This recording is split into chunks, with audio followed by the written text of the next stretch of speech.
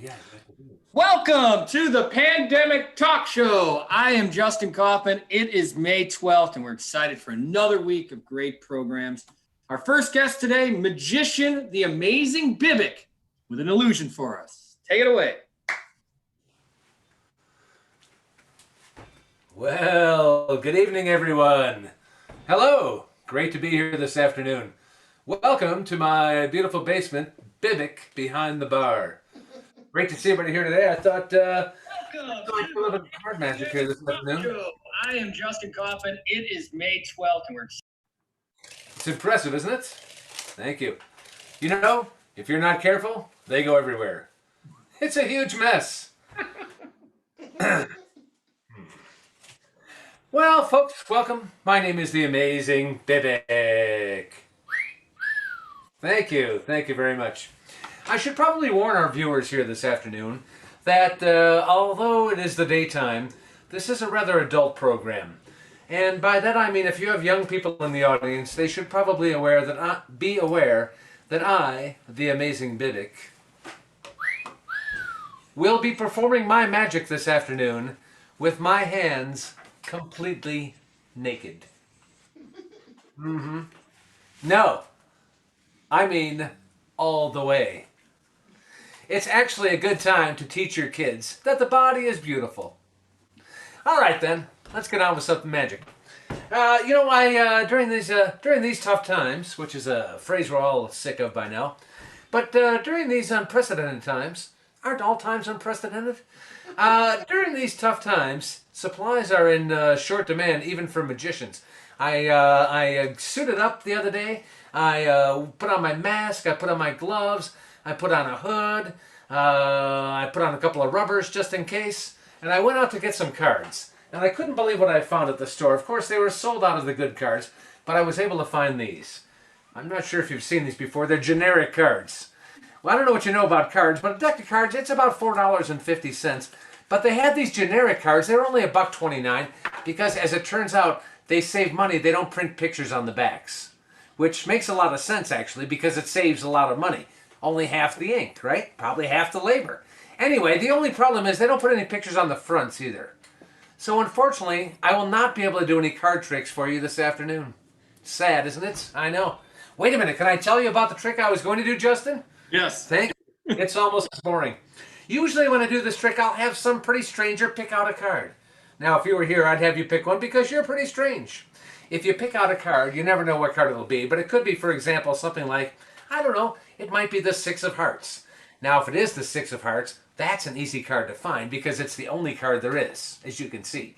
The weird thing is most cards have a picture, some kind of design on the back, puppies, something, flowers. But these generic cards are blank, but if I tap them against my fingertip like this, look at that, it puts a back on the deck, which matches the front, so now the card has a back too, which is kind of strange because a minute ago it didn't have a back. Isn't that weird? I know. Now, if I really wanted to fool you, I'd have more than one person pick a card. Somebody might pick the 10 of spades. You might get the 6 of spades.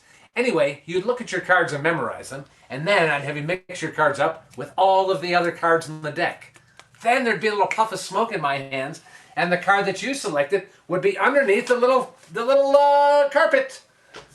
Oh, wait a second. It's not there. Oh, that's right. I remember now. I can't do that trick for you because I have no cards. You see, they're all the same on this side, and they're all the blank on the other side. Look, if I get some cards, I'll show you that trick. All right, Justin? I love it, dude. That's great stuff. The amazing Bibik. Give it up for the amazing Bibik. Great start to the Pandemic Talk Show. Oh, thank you so much. Now.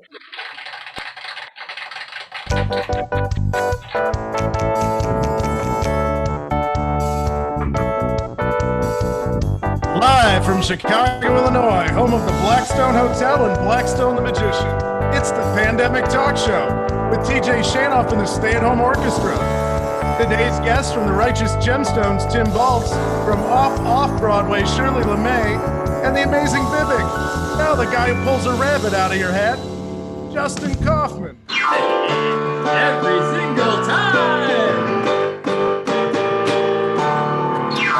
Welcome to the Pandemic Talk Show. I'm Justin Kaufman along with Goldie and TJ Shanoff. We bring you this show Tuesday through Thursdays on Facebook and YouTube through the great really brand new platform Zoom, which nobody's ever heard of now. I mean, it's just like nonstop. I saw a great piece today that was all about Zoom from the electric company and how a certain generation will remember that.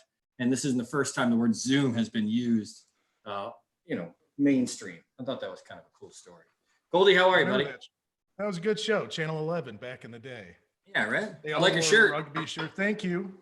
I am representing. It's the only minor league baseball shirt I believe that I own. Barron Trump 2028. Yeah, it's a Barron. It's for Barron Trump and 45. No, I can't even joke about that. I don't even like that joke. I'm going to fire the writer who wrote that joke. Yeah. Well, we've got a great show lined up, and I want to get to the question of the day. But Tim Baltz is with us today. Tim is great, man. Tim is Righteous Gemstones. He was hilarious. He stole the show, in my opinion. That's hard to do with Danny McBride and all the great stars that were on that show. But Tim's going to join us in just a minute. We'll talk to him about his career coming from Second City out to LA and Hollywood. And we are going to have the amazing Shirley Lamé, who is off Broadway. She sings duets, Broadway show tune duets. TJ, you've worked with her for a long time. You know her deal. I haven't. In fact, I prepared a song for today, Justin. If ever you're in my arms again, I hope that I don't die from COVID. I'm still working on the bridge. Good stuff, man. Good stuff. My inspiration has always been James Ingram. No, you're a James Ingram fan. I could tell. I am. The whole collection. What's up with what do you got there? Is that a monkey towel? What is that there? What did you call me in 2020? No, I'll walk off. I'm not going to let you call me monkey towel on Zoom television.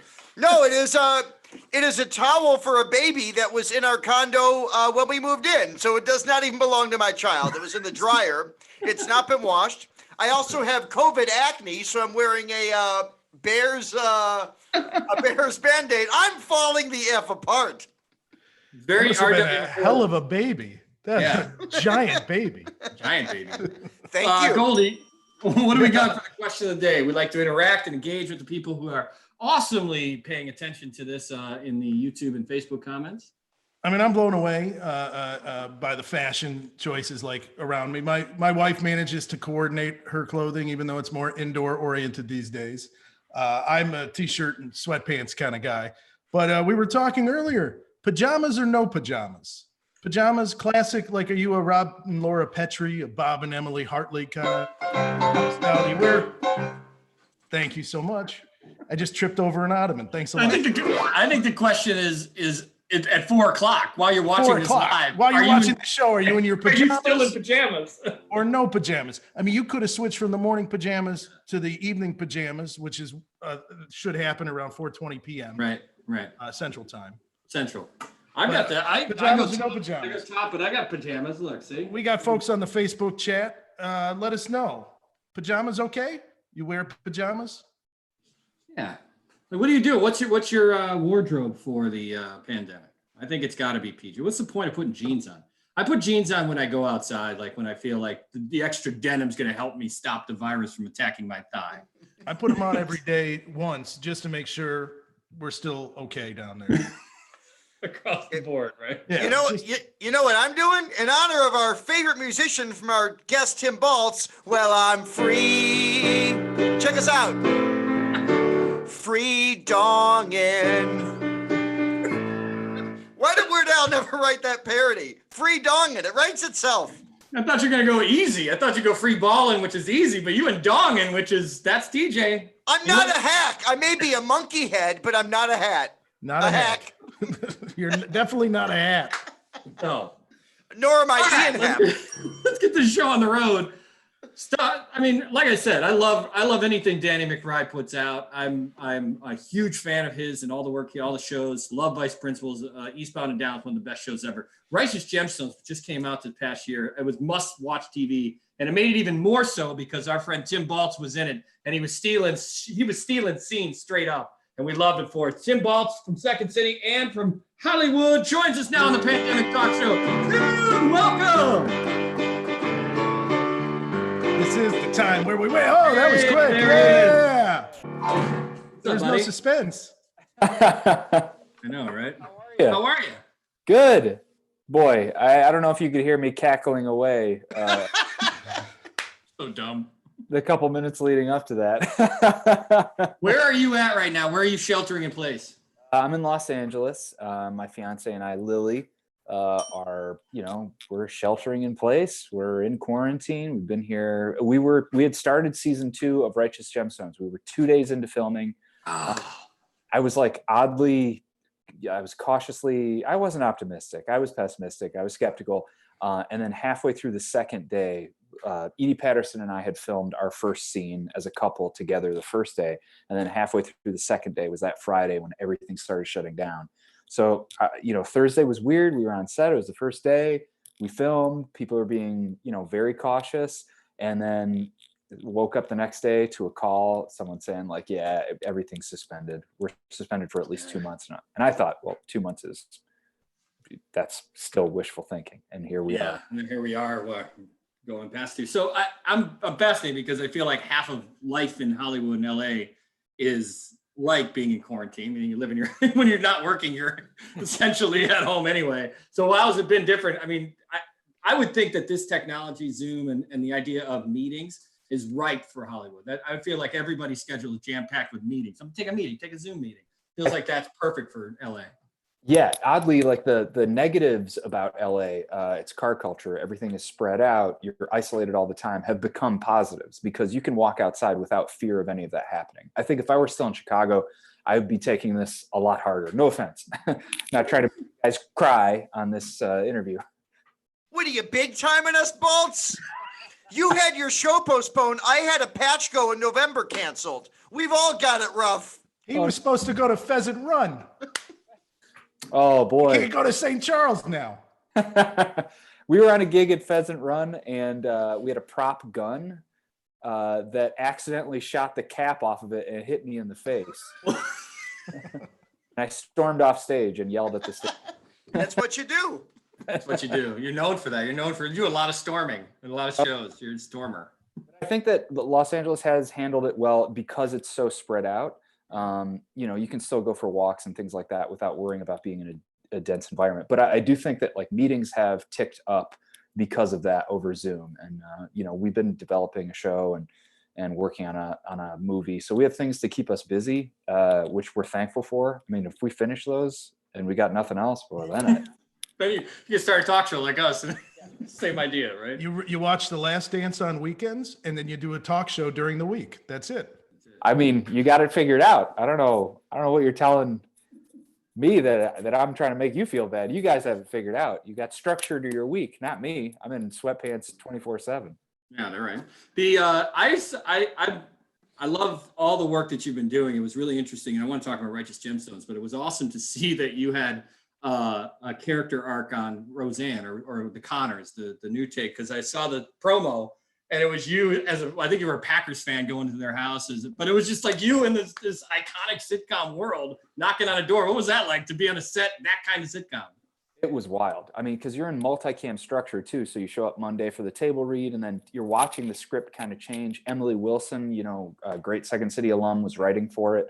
So she was there and it was such a trip. And obviously, like, they had all seen Gemstones, so they were very friendly and accommodating. But it was odd to get closer and then have the wardrobe fitting in all Packers gear. And starting to go through my mind and be like, man, people back in Joliet are gonna hate me for this. And sure enough, like, it came out, and the people would be like on Facebook, posting like, "You traitor, LOL." Oh, okay. I'm just trying to get paid. But it was the iconicness of that set really took me back to my childhood, because that was a setting that represented a big part of my hometown. The Roseanne household, the Roseanne culture, the lifestyle, like that was my friends and I's houses. So to find yourself there, 20 years later, looking at it, nothing has changed. It was surreal. I'm sure it was cool. I've been boycotting since Obama fired Roseanne. I mean, all right, let's talk about Righteous Gemstones. Working with Danny McBride and that crew, which has got such a tight chemistry, and obviously the vision is off the charts when it comes to what they're trying to, not just the jokes that they're writing, but what they're trying to parody or I don't want to say parody, but mock, if you will. How was it working with that crew? Obviously your experience being in Chicago, being an improviser, you can adapt to a lot of things, but what was it? Was it an easy transition to work with guys like Danny and the crew that's writing that show? Yeah, it really was, because it obviously they have like this great satirical take on this world. A couple things. Not only is that great, the scripts are all great, so you feel comfortable just doing the script. They are the cast is a mix of people that have been dramatic actors for a while, and then comedians that are known for improv or very comfortable in that setting. So it was a really great mix, and we're in probably like phase 3 or 4 of improv really being incorporated into the television medium. I mean, if you want to liken it to Chicago, it's like IO people and annoyance people infiltrating Second City in the mid 90s. You start to see the styles change, and now the way that you use it is far more like precise. And I think that they really have their finger on the pulse as to how to use it, having been now on their 3rd big series and all these different movies. They're really good at saying like, the script is awesome. They're not precious about the script, which blows my mind because they're so good. So, they'll be like, you say whatever you want here. And you're like, I'm going to say the script. They let you roll. And especially with Edie Patterson, who I have most screen time with, she's just a force of nature. She's a groundling. She is like, the cream of the crop, like you would find it at all theaters, all the big theaters in American comedy. And so it always was just really fascinating. They'd usually give us a take or two to go nuts, and some really fun, bizarre things would come. I was gonna say, how much of the nuts gets in there? Because like the joke that made me laugh, and I reached out to you, I think it was about the flavored seltzer water in the dressing room. When you're in a dressing room with Edie Patterson, there's this great moment where I forgot the joke, but the point being, it was so out of there, and I'm like, that's so awesome. How much of that stuff is scripted? How much is that like, hey, you guys just roll with it?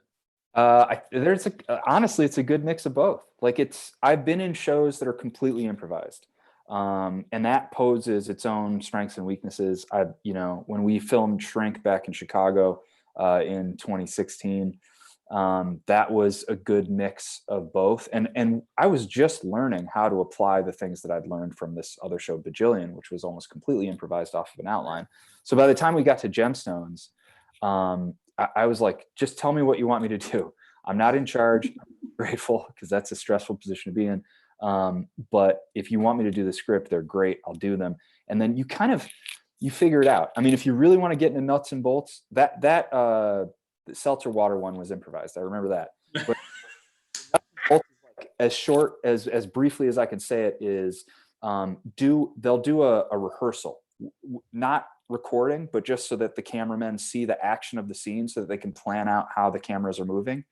And in that, you start to problem solve physical logistics, and then you start to add stuff. And you'll do 1 or 2 of those for the crew to watch it.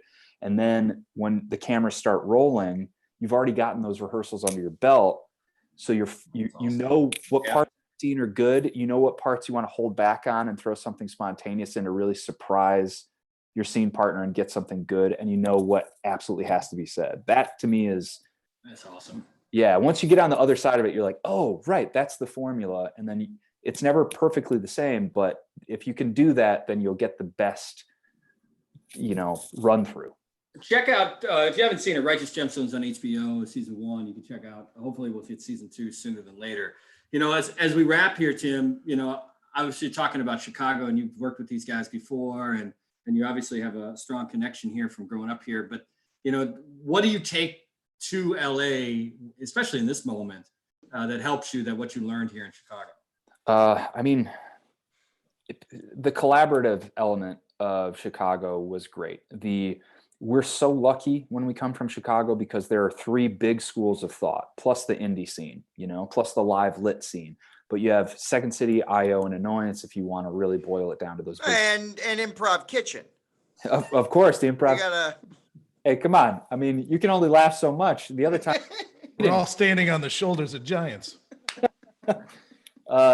And those, understanding that those different styles have strengths and weaknesses, being honest about them and knowing where to apply them, that to me is the biggest strength of having a multidisciplinary approach in Chicago and coming out here. It can be frustrating because LA is a totally different landscape, right? There are different rules, there are different unspoken things, and the industry is really competitive. But once you get into a project knowing like, oh, I can put this hat on, I can switch into this gear, that to me is the strength of coming from Chicago. I'm hoping that there's truth to the rumors that you'll be playing John Michael Wozniak. Twitter thread yesterday. I mean, you go on Twitter, look at my Twitter thread. I spent an entire day doing this Twitter thread. I had so much to do. And Lily, God bless, was just like, do what you got to do today, buddy. What do you think about Last Dance? You're like a diehard Bulls fan. We all are on this show. What do you think? I mean, I'm absolutely loving it. It couldn't come out at a more perfect time. There's a good mix of nostalgia of being like, I remember that. A couple things where I'm like, how did I never see that highlight before? You know, I feel like some of the best Jordan highlights I've ever seen, and definitely the best Pippen highlights I've ever seen, are buried in this thing. And for some reason, I'm like, I'd never seen. Don't forget Judd Buechler. Oh, Buechler. He looks good. It's interesting because here in Chicago on Comcast or NBC Sports, they're showing all of the games, like the full entirety. And I watched I'm starting the Pacers Bulls 98 series. And it's all Costas, Isaiah Thomas, and Doug Collins do the call. And then they go to Ahmad Rashad on the side with the turtleneck and the whole bit. It's like, it's good. The game is fine. The game is a full game of basketball. You're like, all right. It's like Jordan misses again. You're like, oh, I forgot all about that. Yeah. But the graphics and the goofy shit around it is so great. And Isaiah is a hater the whole way through. Yes. Even like if you go back and listen to Costas's iconic call after Jordan hits that, Isaiah has 45 seconds where he tries to like diminish what Jordan has just done against the Jazz. He spends like 45 seconds being like, he pushed off. Like these are the things that he does. He's what a snake in the grass. He spent a lot of time yesterday talking about Dale Davis. I'll just put it that. It's like, all right. You're making me wish I had Comcast Chicago right now. Tim Baltz, great to have you, buddy. Get out of here. Pandemic Talk Show. Thank you so much, man. There you go. Oh, that guy, man. Good stuff. Check him out. Righteous Gemstones. And he does a ton of stuff. He's going to show up. His star is on the rise. I saw this article, too, about Chicagoan. Yeah, great Chicago. I saw this article out of Australia from Luke Longley. I guess Luke Longley has changed his phone a couple times because he doesn't want to be a part of all of the commentary. Like people keep asking him for comments on this thing, and he's like got burner phones to stay away from talking to the press. Interesting. Meanwhile, I guess he hates Jordan. He doesn't like it. You can't shut Will Purdue up. Everywhere you look, Will, we get it, Will. You won the first three. Will Purdue's greatest claim to fame, he's the one who netted us Dennis Rodman. Yeah, right. Sent Purdue to San Antonio. That's right. Very good trade. Good trade. I don't know. I think Will would have done. I don't know. It's debatable. I'll play the Isaiah. Will could have come into his own. He could have been the Rodman of the 96 Bulls. He could have been. All right. You got to read, and then we'll go to Shirley. I got to read for you.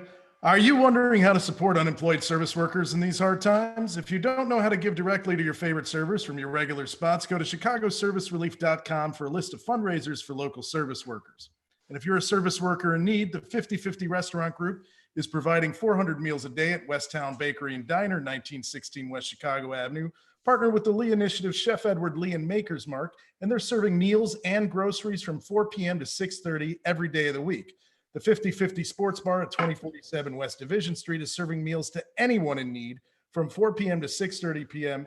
every day except for Mondays. No documentation or paperwork required. Just show up and take a free meal if you're in need.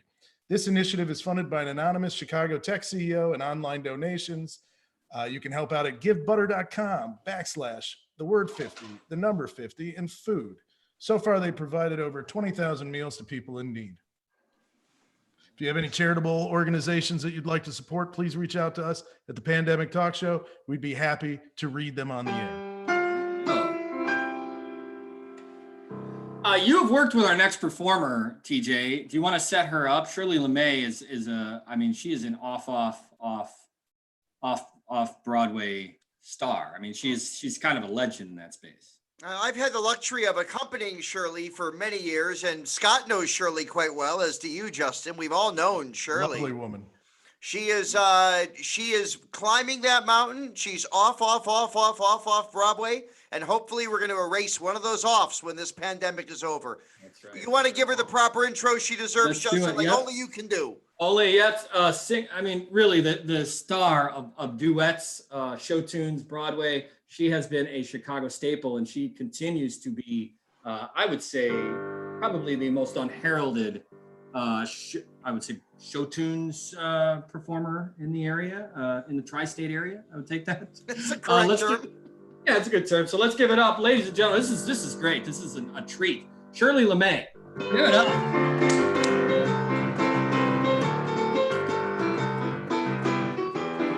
Oh, there she is. Hello! Can you hear me? Yes, no, you can. I see you have the covering on. That's good for. That's Yes. For, Yes, it's mostly to prevent myself from giving myself the virus.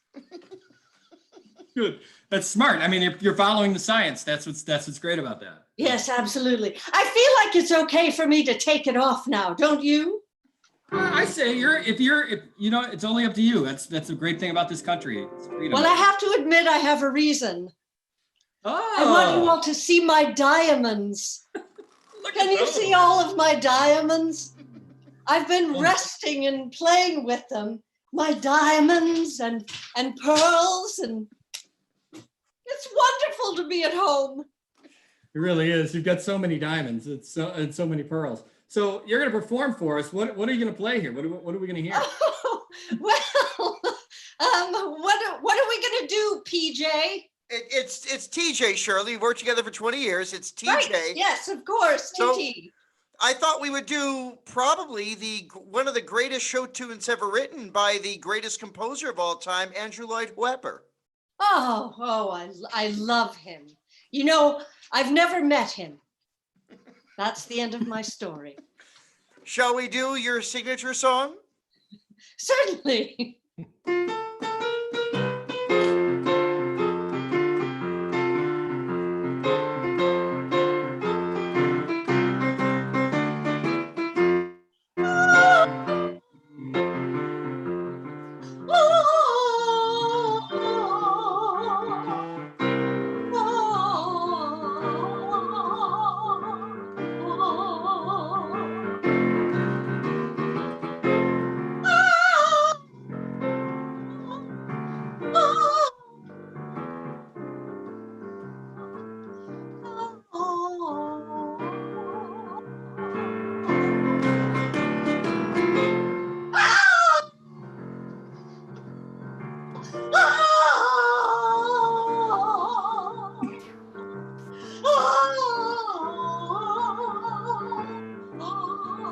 Everybody!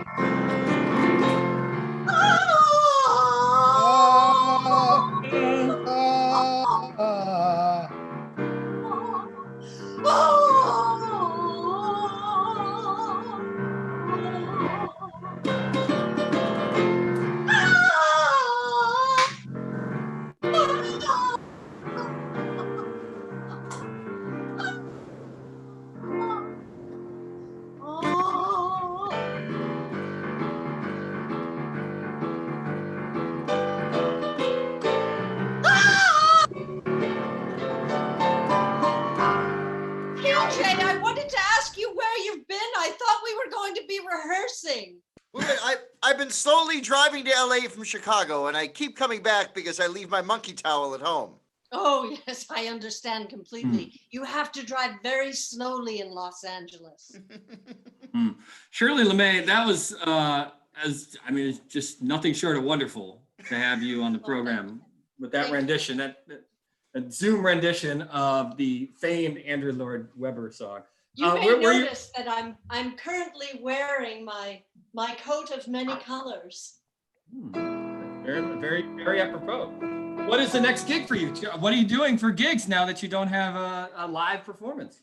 Well, you know, it's been very hard, as you know, for live performers who don't have a live audience, it's been rather challenging. So what I've been doing to just kind of keep my chops and keep in it is I open my window and I sing out to the world and to the passersby on the street, just like they did in Italy. And I must say it's being very, very well received. People keep throwing things to me like cans and apples and so many wonderful gifts, so many. Nice. Shirley's always made the power of togetherness, Justin. Shirley's always made it a point to honor our last responders. Oh yes, absolutely. Everyone talks. I've been making the meals and I bring them right to the hospital and they tell me to go away immediately. Sorry, Shirley, Goldie, did you have something to No, I was say? just saying you're thoughtful. Most people think about the first responders, but very few people really give the last responders the props they deserve. Yes, So well, thank and the you. last responders are in the hospital because no one's responded to them. Very true. That's so poetic. Did someone Shirley, hear a bell? I think an angel just got its wings. Shirley Lamé, the great duets. I want to call you a duet. How do you call yourself? How should I give you the out? Star. Shirley Lamé, the star. Well, thank you for being on the Pandemic Talk Show. Oh, thank you. You know, it's been so wonderful to be. I've been watching this show on repeat.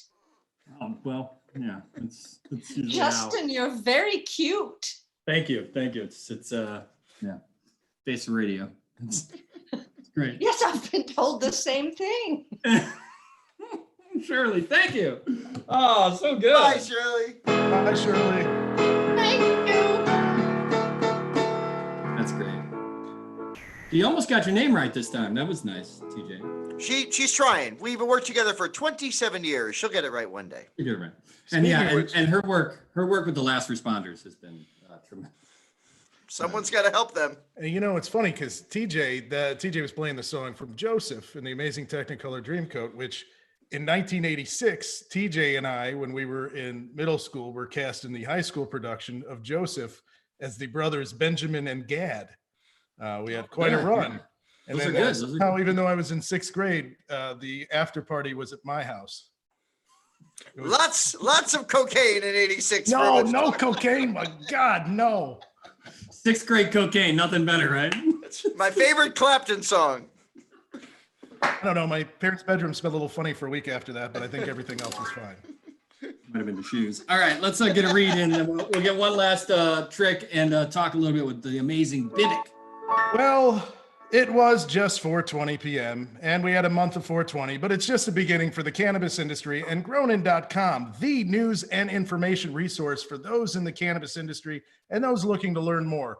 Grown In is a proud sponsor of the Pandemic Talk Show and a terrific place for you to learn about the ins and outs of Illinois' newest essential industry.